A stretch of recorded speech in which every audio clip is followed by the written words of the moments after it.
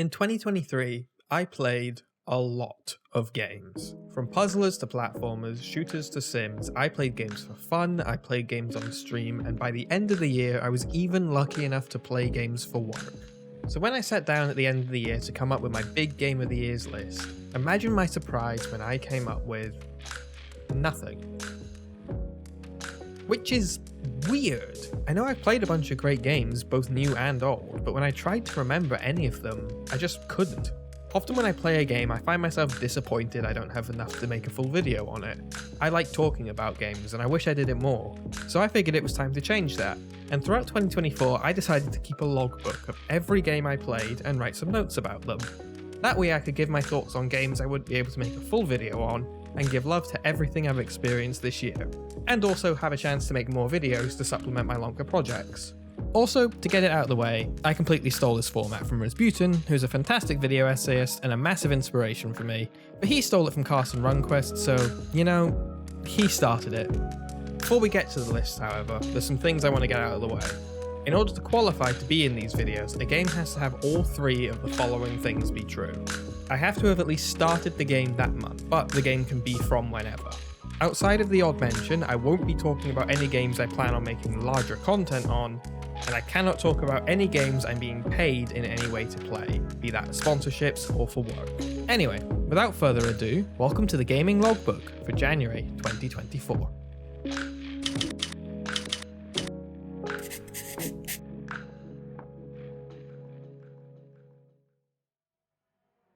January is always a fun opportunity for me. I'm always a sucker for a Steam sale, and this year I had just enough disposable income for the first time in a while to let myself pick up a bunch of different games. The idea was I was going to finally collect a couple of games that had been on my wishlist and start playing through them. And that idea was going great, until I immediately got sucked into the first game I played, and that was Slowclap's amazing game, Sifu. Sifu was a complete joy to play. It's basically a kung fu movie come to life. The game has a dedication and style to it that I haven't found in many others. Part beat 'em up, part roguelike, and part souls-like. It offers a unique mechanic where your character physically ages after every defeat, making you stronger, but with less health the older you get, until eventually you die of old age and are forced to reset. The game's focus is about you mastering the various abilities and movesets, and learning the various movesets of your opponents, while using the ability to resurrect to gradually become a stronger fighter. What starts off as a fairly surface level kung fu game quickly reveals its far deeper skill pool, and the flow of combat combined with the impressive style and point system leads you to constantly replay levels, hoping to get through them as young as possible. The game sprung up with a surprisingly active modding community. Many of these are character skins, but that's not the only place modders have extended their influence, including replacing the standard Bak Mei style of kung fu with not only different schools of kung fu, but with various different branches of martial arts. If you want to, you can pick a style of martial art you're more familiar with and use that. I'm personally using the Muay Thai style from Corvus Corvus and Elfini, but you could do anything from other schools of martial arts to movesets inspired by certain characters to just more aesthetically pleasing ones. And I think this level of passion by so many different creators goes to show that even without modding it, the game is a strong base that leads you to come back for more time and time again. Its arcadey approach to lives and progression invites a constant challenge that doesn't get old anytime soon. Speaking of constant challenge, having been bit hard by the foreign culture-inspired gameplay of Sifu, I decided to hop across the East China Sea and instead spend some time playing around with Sekiro, Shadows Die Twice. Sekiro Shadows Die Twice is the odd one out of the FromSoft family. While I do enjoy a lot of their output, I often find myself getting lost in the depths of it all. We all know that the Souls games are incredible, but due to the sheer scale of not only the world, but also the depth of customization and choice, combined with the lack of any real guidance from the game, has always left me feeling slightly overwhelmed. It's like going to dinner and finding a buffet of all your favorite meals.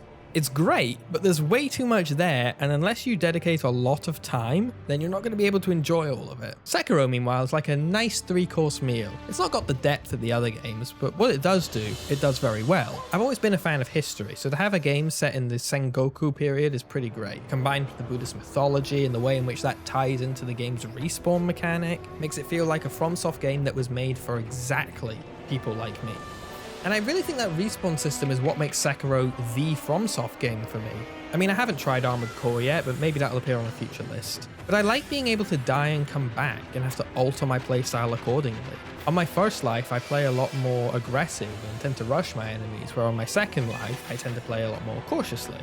In a weird way, the ability to respawn, but only once, makes the fights feel like a greater challenge, when in other games, fighting a boss leaves me with a feeling of anxiety and worry due to the fact if I mess up, I'll have to come all the way back here again. With Sekiro, I treat life like a resource, one that can be used up, but only once. In a way, it and Sifu share some of its DNA in that regard, treating the very concept of life as a resource that you can lose, and in an industry that struggles to make game overs feel as impactful as the days when they would physically cost you money, I think it's really refreshing to see. Speaking of unique things in gaming, January was also the month I finally sat down and played Metal Gear Solid 2: Sons of Liberty. Now, as of time of recording, I've just finished playing through Metal Gear Solid 2 on my Twitch channel. Link in the description, by the way. So I won't be doing a lot of explaining since that's all over there.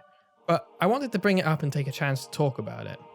Metal Gear Solid is truly a timeless series, and just as, if not more relevant thematically today than it was when it was released. I think it suffered a bit from years of exposure and the more wacky aspects of it being taken out of context for memes.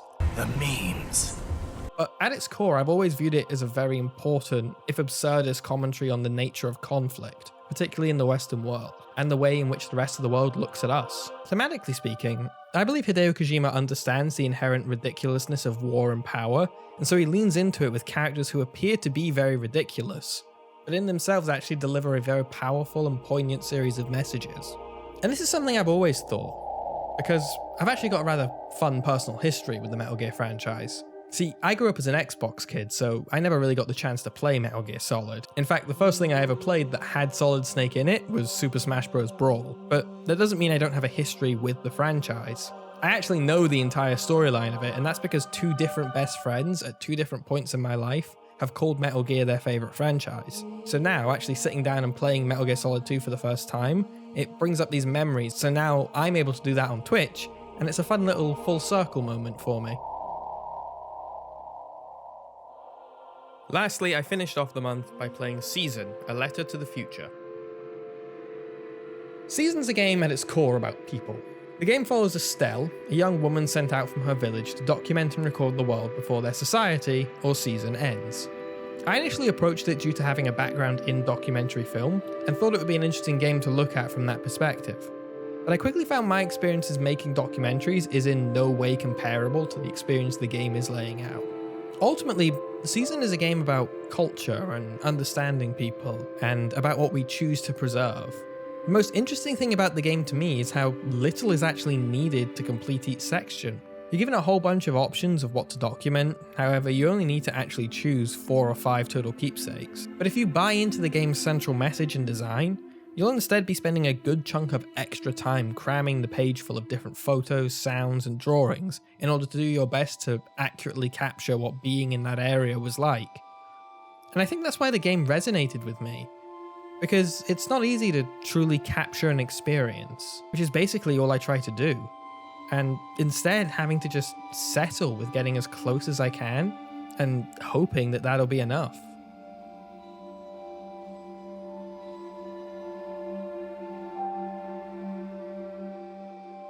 And that was it for January. This was a really interesting video to make, as not only did it allow me to look at the games I played and really think more about what I enjoyed and didn't like about them, but it also revealed some pretty glaring issues in my video creation process that I'll now be able to address in the future. This video was supposed to come out a lot earlier in February, but after a lot of personal stuff happened, including the adoption of a little cat, it ended up taking a lot longer to make. And in future, I might have to change up the way in which I produce these videos. But all of that is information for the next video, and if you want to see that, make sure you hit the subscribe button, and I'll see you in the next one.